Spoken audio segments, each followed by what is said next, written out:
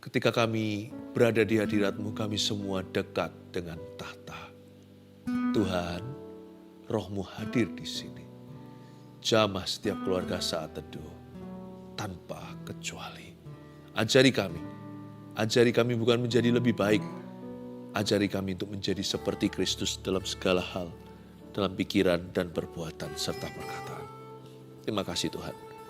Kami serahkan hidup kami sekali lagi di tangan-Mu. Sembunyikan hamba-Mu di balik salib. Demi nama Yesus. Haleluya. Amin. Wow. Betapa indah hadirat Tuhan. Di tempat ini saya bisa merasakan Tuhan itu nyata ya. Tuhan itu ada. Jadi please jangan gelisah. Dan kita-kita yang sudah mundur dari Tuhan, jangan cuekkan Tuhan. Jangan abaikan nanti kalau butuh baru mencari pertolongannya. Tuhan itu ada. Dan Tuhan itu ada di sini, dekat dengan orang yang berseru kepadanya. Saya ingin bagikan firman yang berjudul Akibat Terlalu Percaya Diri. Sebuah peringatan untuk kita semua, lebih baik sedia payung sebelum hujan. Yosua pasal 7 ayat 1-10. Di sini cerita tentang dosa dan hukuman akan. Saya bacakan, nanti berapa ayat saya berhenti untuk menjelaskan kepada Anda. Tapi kita jangan lupa ambil catatan maksud saya ya. Tapi orang Israel berubah setia dengan mengambil barang-barang yang dikhususkan itu. Karena Akan bin Karmi bin Sabdi bin Zera dari suku Yehuda mengambil sesuatu dari barang-barang yang dikhususkan itu, lalu bangkitlah murka Tuhan terhadap orang Israel. Hati-hati dengan zona nyaman, kita berhenti di ayat 1. Jangan terlalu percaya diri. Akibat daripada overconfidence itu bisa berakibat fatal. Dalam hal ini, Yosua dan kawan-kawan, bangsa Israel sudah mengalami kemenangan demi kemenangan.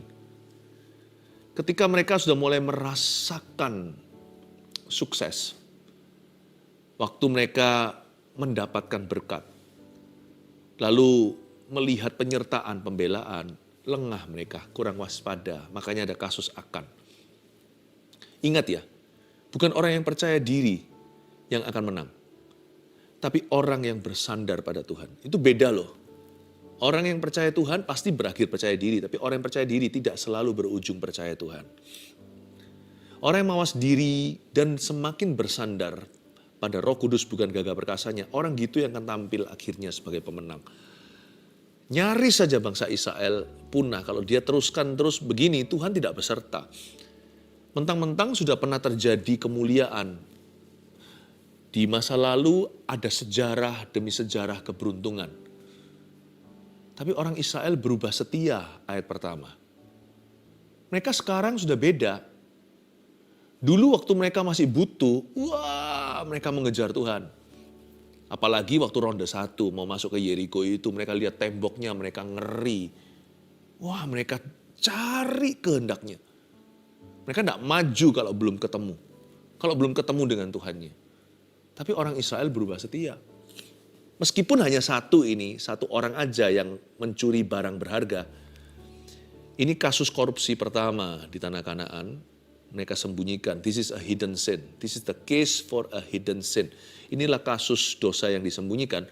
Meskipun satu orang, tapi sebenarnya atmosfernya sudah gak enak. Ambience atau keadaan bangsa Israel udah semuanya, maksudnya apa ya, kalau orang diberkati itu gak apa-apa, tapi kalau berkat itu jadi anestesi rohani itu bahaya. Termasuk Yosua pun terseret masuk ke dalam situasi seperti ini. Sudah mulai lengah, sudah mulai angkat kaki dan mulai santailah.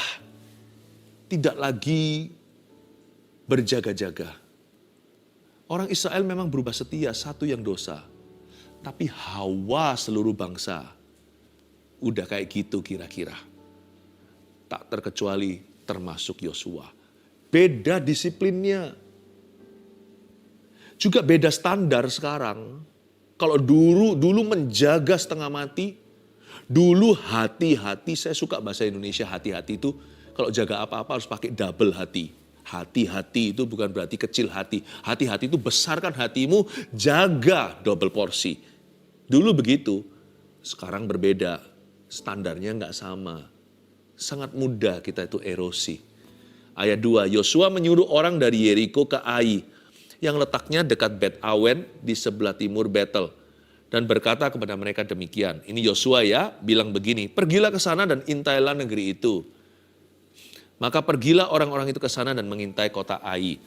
Dahulu kala zaman Musa, Yosua lah pengintainya. Sekarang Yosua kirim pengintai baru. Yosua sekarang kan panglima, sekarang kan jenderalnya. Dia utus prajurit ke sana. Dia utus beberapa orang. Kemudian kembalilah mereka kepada Yosua dan berkata kepadanya, lihat ya, report waktu mereka pulang, laporan yang mereka bawa sebenarnya bagus. Tidak seperti zaman dulu itu, ingat waktu Yosua pergi, dia hampir dirajam batu beserta dengan rekannya namanya Kaleb. Ketika mereka berdua optimis sedangkan yang lainnya pesimis, yang lainnya semuanya ingin bungkam mereka. Tapi kali ini bukan optimis, bukan pesimis, sombong. Coba baca lagi ayat 3. Kemudian kembalilah mereka kepada Yosua dan berkata kepadanya, tidak usah seluruh bangsa itu pergi. Biarlah hanya kira-kira 2 atau 3 ribu orang pergi untuk menggempur Ai itu. Janganlah kau susahkan seluruh bangsa itu dengan berjalan ke sana. Sebab orang-orang yang di sana sedikit saja. Saya bisa bayangkan gaya bahasa mereka itu agak hidungnya naik ke angkasa, naik ke atas begini. Berkata, gampang. Bahkan waktu berkata orang-orang di sana sedikit saja mungkin pakai gaya tubuh seperti ini. Kecil. Mereka tidak bermaksud untuk angku. Tapi hati manusia yang sudah mulai nyaman. Orang yang mengira dia sudah sampai. Dia sudah telak menang. Dia punya segala-galanya. Semua angin bertiup ke arahnya. Ya. Dan seluruh dunia sisanya kalah hawa sama dia. Orang seperti itu biasanya penilaiannya pun jadi salah.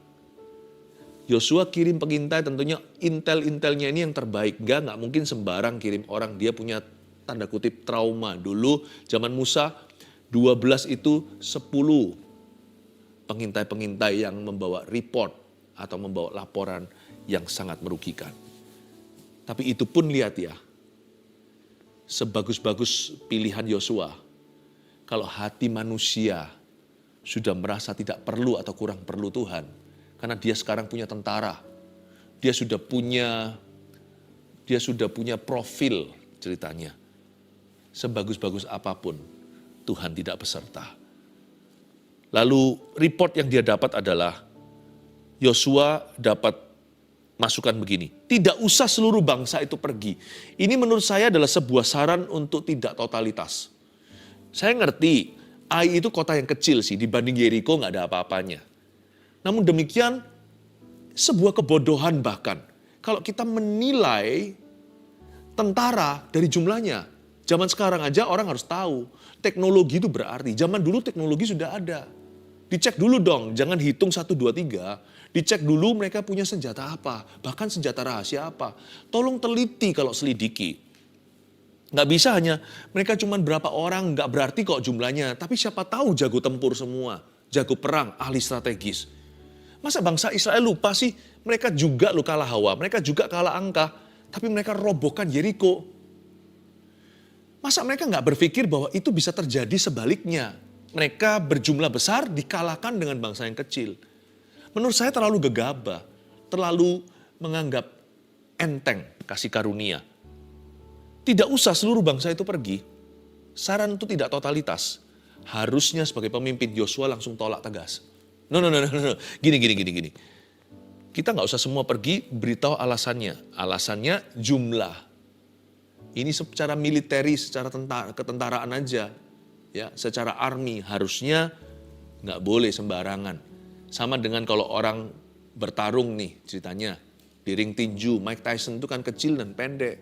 Tunggu dulu pukulan dia berapa kuintal. Jangan pernah kita itu judge atau menghakimi sesuatu hanya tampak luarnya. Atau menilai buku dari halaman depannya. Ini kecil ini petinjunya. Jangan main-main. Lihat dulu kekuatannya. Ukur dulu baru bicara.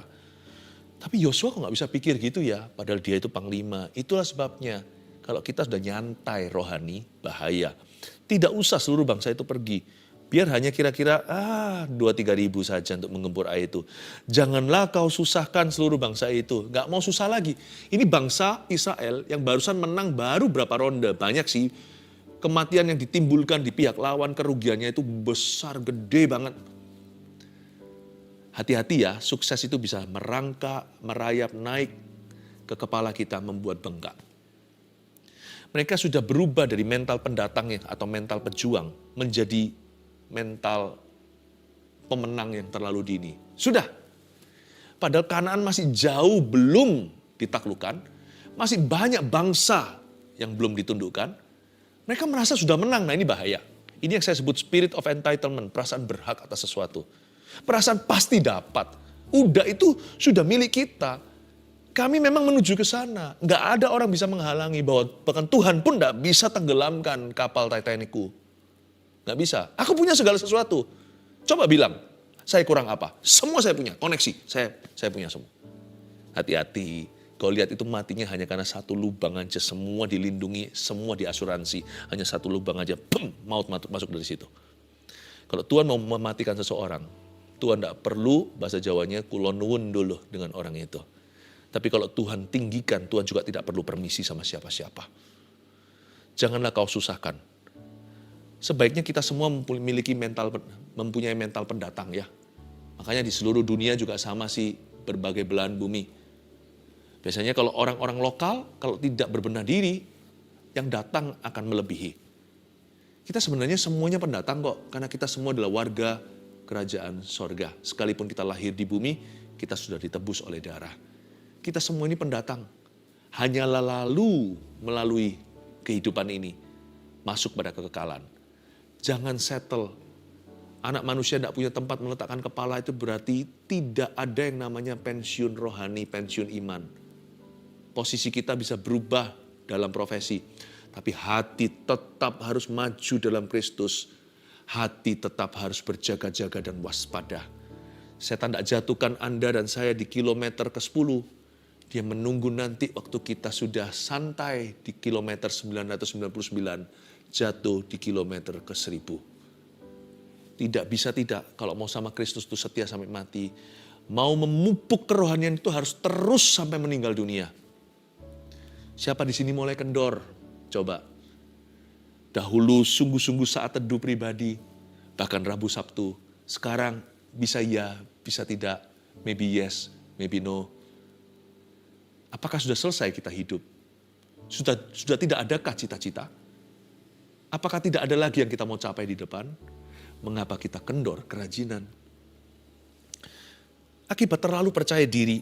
Kalau mau percaya diri mungkin saya juga bisa percaya diri. Karena saya sudah punya banyak pengalaman dengan Tuhan Yesus. Tapi pengalaman tidak menjamin. Janganlah kau susahkan seluruh bangsa itu dengan berjalan ke sana. Udah gak mau susah. Udah gak mau bayar harga. Udah gak mau puasa. Gak mau luangkan waktu dengan Yesus. Tidak mau melayani. Tidak mau ini, tidak mau itu. Sebab orang-orang di sana sedikit saja. Inilah over PD, mengecilkan lawan. Mari kita lihat akibatnya ayat 4. Maka berangkatlah kira-kira 3.000 orang dari bangsa itu ke sana. Masih lumayan ya. Yosua nggak dengarkan yang 2.000. Mereka bilang 2 atau 3.000, Yosua kasih 3.000. Dia round up. Yosua itu masih jauh lebih, hatinya itu masih jauh lebih beres daripada yang lainnya. Tetapi mereka melarikan diri di depan orang-orang Ai. 2-3 ribu orang Israel yang gagah perkasa itu melarikan diri. Kok bisa ya? Dulu satu di antara mengalahkan 1.000 musuh. 2 berlaksa-laksa. Laksa itu artinya puluhan ribu. Wow. Kok sekarang ribuan melarikan diri? Ada apa nih ayat 5? Sebab orang-orang Ai menewaskan kira-kira 36 orang dari mereka. Kalau orang Yahudi kalah 36 zaman itu, orang Israel maksudnya. Itu big deal. Big deal. Karena masing-masing mereka itu diurapi oleh Allah. Kok bisa mati 36? Kalau mati 3.000 itu kiamat bagi mereka. Biasanya lakon mati sedikit, musuh mati banyak. Ini 36 sudah rekor buat mereka. Karena di Yeriko mungkin tidak mati satupun, karena roboh sendiri temboknya. Sebab orang Ai menewaskan kira-kira 36 orang dari mereka. Orang-orang Israel itu dikejar dari depan pintu gerbang kota itu sampai Shebarim dan dipukul kalah di lereng.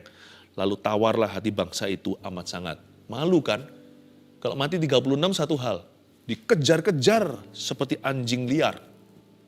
Ini bangsa pilihan Allah.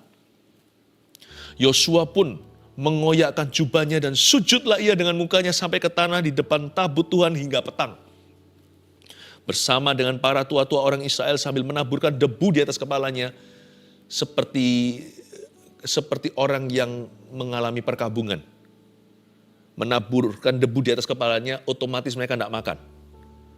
Dan berkatalah Yosua, protes sama Tuhan. Udah ada kata udahlah kita langsung tahu ini keluhan. Tuhanku Allah, mengapa engkau menyuruh bangsa ini menyeberangi sungai Yordan? Why? Jadi sama dengan bangsa Israel yang notabene dulu bersungut-sungut di padang gurun zamannya Musa. Mengapa engkau tuntun kami ke sini? Sekarang Yosua.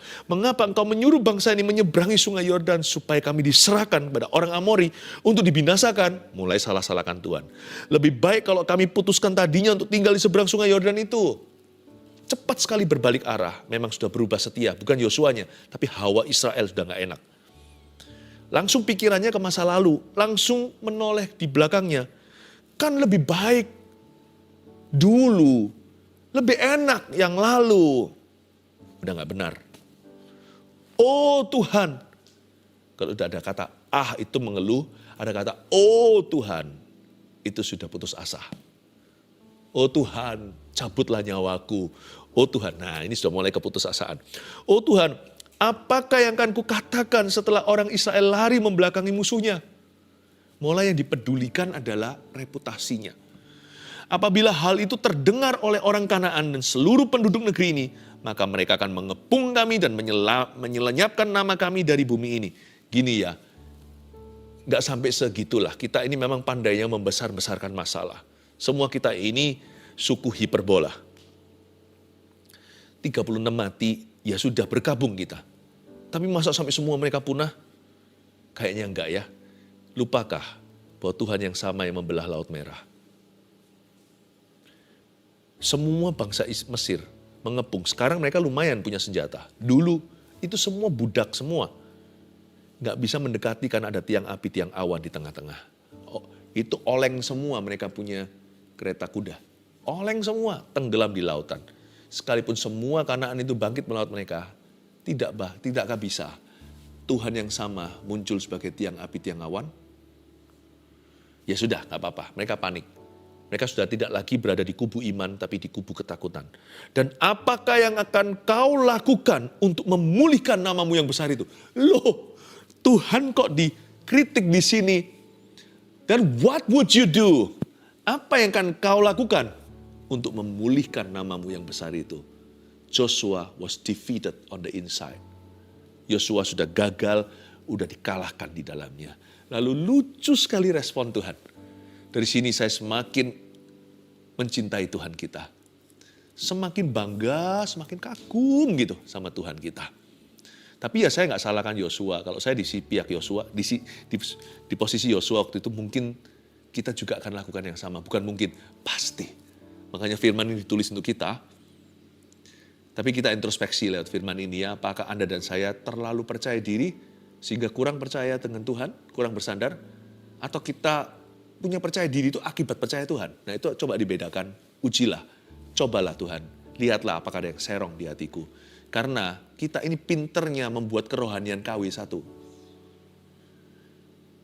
Tuhan mau yang asli, Tuhan gak mau plastik surgery. Tuhan tidak mau operasi plastik rohani. Tuhan mau semua asli. Lalu berfirmanlah Tuhan kepada Yosua. Coba dibaca. Bangunlah, Cilai, wake up, get up. Mengapa engkau sujud demikian? Tuhan berkata, hey, what are you doing? What do you think you are doing? Kamu lagi apa? Kira-kira ginilah bahasanya Tuhan ya. Ini. Saya baca lagi ayat 10, nanti saya baca pakai cara versi saya. Lalu berfirmanlah Tuhan kepada Yosua. Ya, kalau bahasa sehari-hari kita, lalu Tuhan ngomong begini. Bangunlah, mengapa engkau sujud demikian? Versi Alkitab kita. Versi pemahaman hati gini, Tuhan bilang begini, Yosua, apa sih? Kamu ngomong apa? Loh kamu salah sendiri loh kok sekarang salahkan saya. Kamu salah sendiri kok salahkan Tuhan. Ngomong apa sih? Kamu tuh ngomong apa sesungguhnya? Apaan toh ini? Itu Tuhan. Bukan Tuhan nggak tahu, pura-pura nggak tahu. Tuhan berkata, ini nggak relevan buat aku. Coba kamu introspeksi, coba evaluasi. Sesuatu terjadi, orang Israel berubah setia. Someone stole what I forbidden to take. Seseorang mencuri sesuatu yang kularang untuk disimpan. Yosua tahu. Tapi kita nggak usah baca lebih lanjut gimana seorang pria bernama Akan, seorang tentara prajurit Israel masuk Kanaan, akhirnya ditemukan sebagai the culprit atau sang pelanggar firman. Saya tunjukkan beberapa kebenaran ini. Akibat terlalu percaya diri, biasanya nomor 1, Anda tulis ya, tidak seketat dulu lagi dalam menjaga kekudusan. Akibat terlalu percaya diri, kita nggak akan seketat dulu lagi dalam menjaga kekudusan. Jadi mulai oke dengan kompromi-kompromi kecil-kecilan. Coba lihat ya, dulu kita lebih menjaga. Semua kita mesti harus berkaca dan bercermin dengan Tuhan setiap hari. Karena sangat mudah untuk erosi. Nah bahayanya, erosi itu tidak terasa ketika terjadi. Dia kerasa setelah setahunan. Atau sudah tahunan itu berarti bukan lagi akut tapi sudah kronis. Kalau akut itu berat kasusnya. Tapi kronis itu lama, saking lamanya berat pun tidak terasa. Nah bahayanya, tiba-tiba titik isi sendiri. Tiba-tiba apa? Tidak seketat dulu lagi dalam menjaga kekudusan. Be careful with hidden sins. Hati-hati dengan dosa yang disembunyikan. Itu, nggak ketahuan. Hari ini nggak ketahuan. Nggak ketahuan minggu depan, bulan depan. Coba simpan ikan busuk di balik bajumu. Atau simpan api di dalamnya. Tidak mungkin asap lama-kelamaan tidak keluar. Tidak seketat dulu lagi dalam menjaga kekudusan akibat terlalu percaya diri. Yang kedua, akibat terlalu percaya diri apa? Meremehkan musuh sehingga tidak sungguh-sungguh. Inilah alasannya setiap orang yang punya toko, punya pekerjaan, pelayanan mesti harus berbenah diri. Musuh di sini nggak tentu sungguhan musuh, tetapi persaingan sehat pun perlu dipertimbangkan. Apalagi persaingan nggak sehat. Tahukah Anda bahwa di luar sana ada banyak orang menunggu kejatuhan anak-anak dan hamba-hamba Tuhan? Ya, musuh kita itu, yang memusuhi kita mungkin orang-orang di rumah kita. Tapi musuh kita bukanlah orang-orang di rumah kita, tapi serigala. Karena kita adalah domba yang diutus ke tengah-tengahnya. Celakanya musuh seseorang adalah orang-orang di dalam rumahnya. Tapi kita jangan memusuhi, jangan menganggap mereka adalah musuh kita yang ada di rumah kita. Musuh kita sesungguhnya itu di luar sana. Orang-orang yang membenci Tuhan. Tapi jangan musuhi artinya lalu jangan berbuat jahat sama mereka. Karena senjata kita bukan dari dunia. Senjata kita adalah kasih. Senjata kita adalah doa. Dan senjata kita yang ampuh juga adalah buah-buah roh, buah-buah kebenaran, buah-buah pelayanan kita, buah-buah penyertaan. Nah itu nggak bisa disangkali. Yang itu tidak bisa di-denied. Orang tidak bisa tutup mata terhadapnya. Yang disebut musuh di sini, musuh beneran atau persaingan yang sehat? Kalau enggak tidak berbenah diri, maka Anda tidak akan persiapan alias asal-asalan. Jangan kaget ya, suatu hari kita mengira bahwa kita juara satu, kita mengira bahwa kita yang terbaik. Lalu waktu kita sadar udah terlambat, karena kita sudah dilewat. Pasti itu. Makanya itu orang yang pandai jangan merasa pintar. Tapi dia harus terus rajin belajar. Sebab nanti jangan kira kelinci itu cepat, kura-kura di belakang. Ini hanya ilustrasi cerita dongeng anak.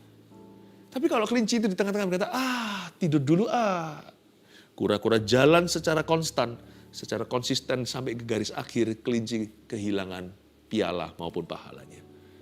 Memang kura-kura pelan. Tapi karena dia tahu dia pelan, dia nggak boleh tidur. Kelinci cepat. Tapi kelebihannya adalah kelemahannya. Karena dia kira dia cepat, dia pasti menang terhadap yang lambat.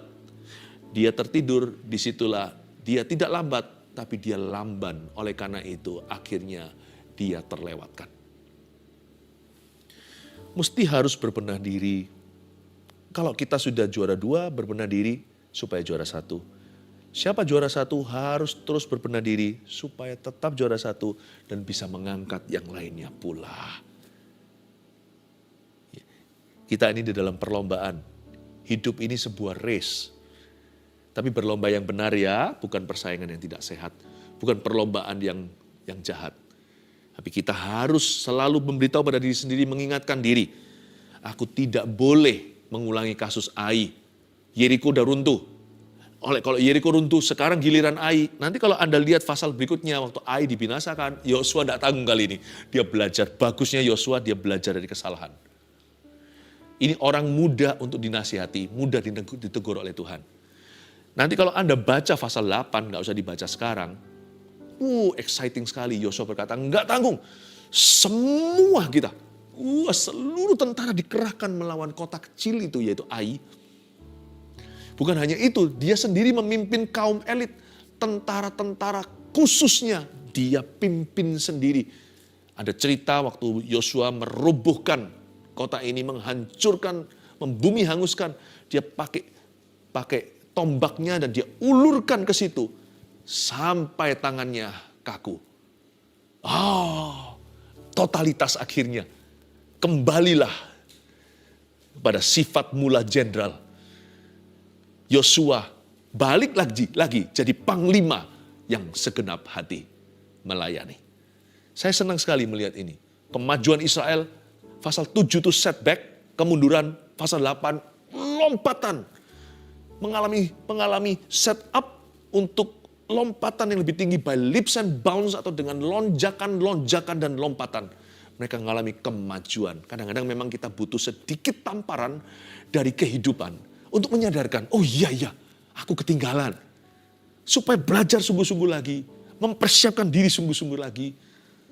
Ya, supaya kita itu bayar harga lagi dan maju lebih pesat dari sebelum-sebelumnya. Yosua mengalami itu. Pasal 7 ini perlu. Tanpa pasal 7 tidak ada sisanya kitab Yosua. Puji Tuhan untuk pasal 8. Ai dibinasakan. Dia berbenah diri dan dia latihan lagi. Dia tajamkan pedangnya dan pergi berperang tidak tanggung-tanggung membawa seluruh tentaranya. Yang ketiga, akibat terlalu percaya diri ini yang paling ditakutkan. Kekalahan tiba-tiba yang terjadi sangatlah membingungkan. Karena sekali kejadian itu sudah misalnya tahunan, erosi itu bahayanya di situ. Karena dia tidak terasa waktu masih hari, minggu, bulanan. Tapi setelah itu, boom! Seperti jatuh di tengah-tengah siang hari. Seperti kejatuhan sesuatu di tempat yang terang benderang.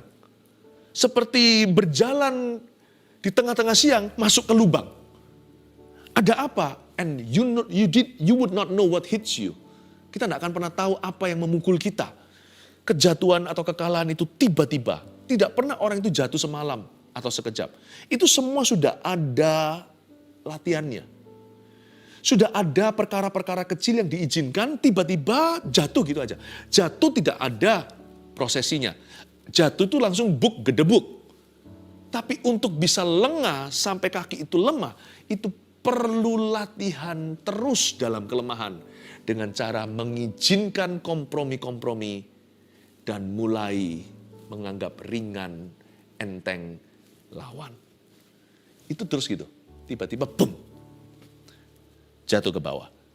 Dan waktu itu terjadi, termasuk Yosua, dia bingung sampai dia teriak-teriak sama Tuhan, sampai mengapa, sampai pakai O, sampai pakai mengapa, why Tuhan, bahkan Yosua yang begitu brilian, yang pernah mendapat penampakan panglima bala tentara Tuhan, yang pernah mendengar suara Tuhan, jangan takut hatimu, jangan tawar hati dan sebagainya, bukan hanya hilang tuntunan, tapi kebingungan, what, why, mengapa, kok banyak koknya, kok begini, kok begitu, kok bisa ya?